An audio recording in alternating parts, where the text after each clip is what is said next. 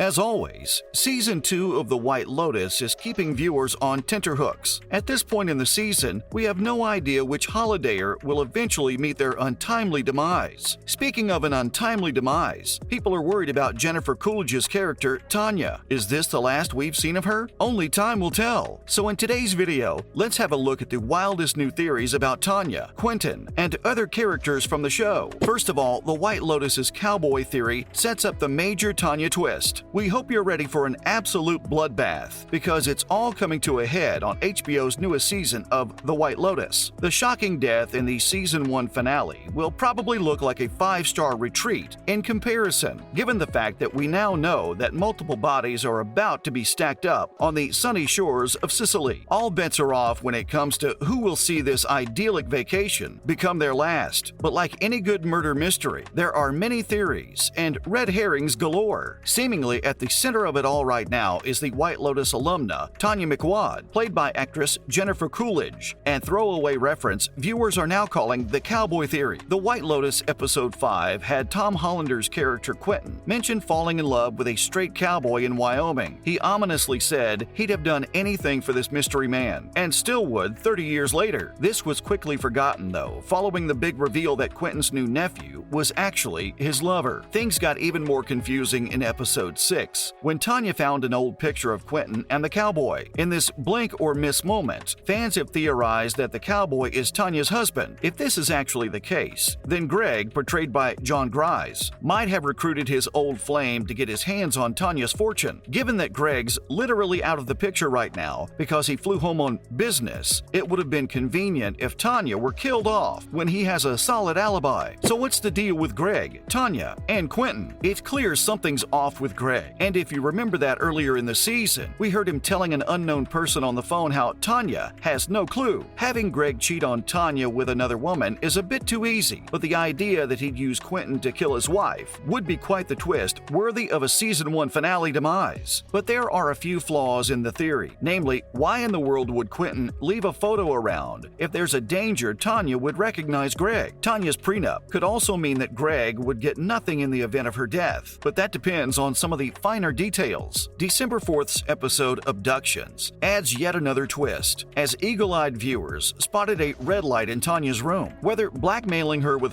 tape or using it as grounds to nullify the prenup, either Quentin, Greg, or both of them could use it as leverage. The fact that Leo Woodall's character Jack can't afford Arancini suggests that Quentin doesn't live the lavish lifestyle he pretends to, so the whole blackmail plot could still work without Greg. Jack also told Portia, who's played by actress Haley Lou Richardson, that Quentin won't have to sell his villa because he's coming into money. Whatever's going on, we guess things are about to go horribly wrong, and at least one of Season 2's deaths will follow in the footsteps of Shane accidentally stabbing Armand. Also, what about Chekhov's gun? Picture the scene where Tanya shoots whoever's trying to wrong her. Even if we didn't know death was on the cards, Abductions had a literal Chekhov's gun in the possession of Nicola before he and Tanya got down to it. Chekhov's gun is actually a plot device that became integral to the story. Chekhov wrote, "If you say in the first chapter that there's a rifle hanging on the wall, in the second or third chapter, it absolutely must go off. If it's not going to be fired, it shouldn't be hanging there." Nicola's gun looks destined to pretty much become like Season 1's pineapple coring knife and be used as a murder weapon. What we just don't know yet is which guest will be wielding it. There are also the sprawling plot threads of the other parties, and with the whole allegory of a cheating husband having his head lopped off by his scorned lover, the likes of Theo James's Cameron and Michael Imperioli's Dominic could be related to Tanya's arc, but still in the firing line. We still hope Tanya makes it out of this one alive,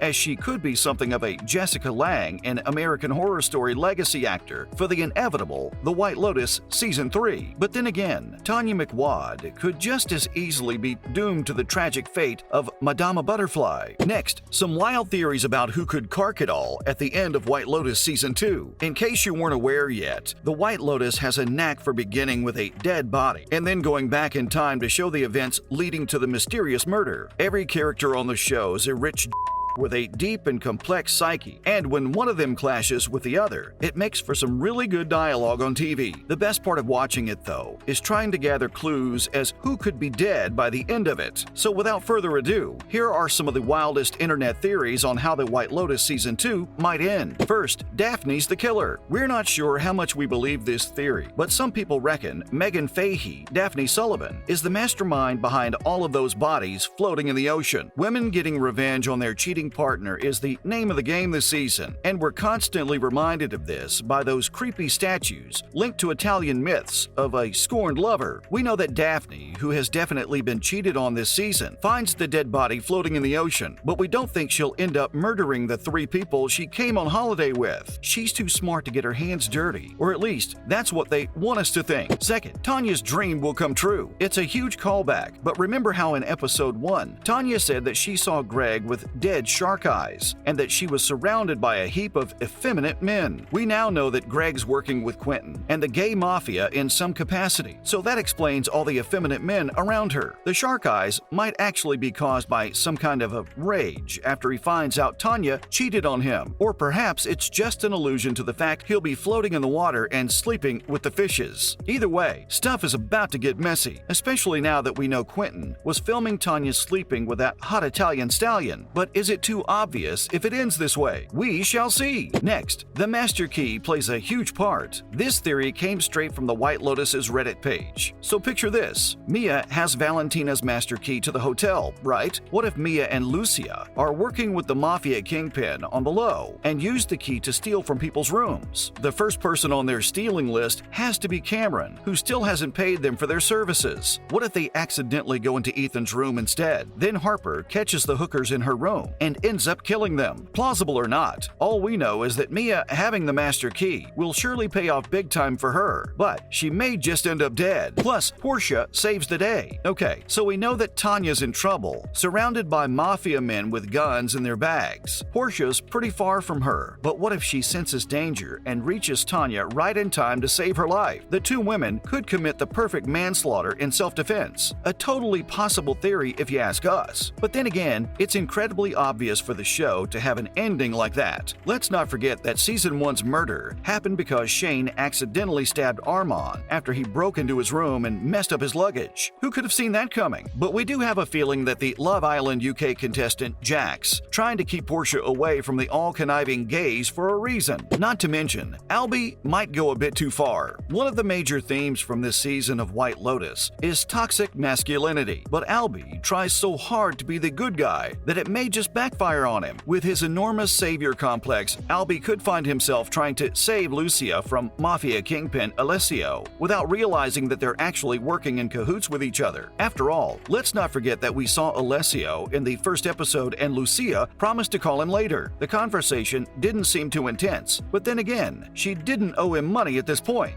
And that's a wrap for this video. What do you think of the White Lotus's Cowboy Theory, setting up a major Tanya twist? And which wild theory about the end of White Lotus Season 2 do you think will come true? Let us know in the comments below. Do give this video a thumbs up, subscribe to our channel, and hit the bell notification for similar videos. See you at the next one.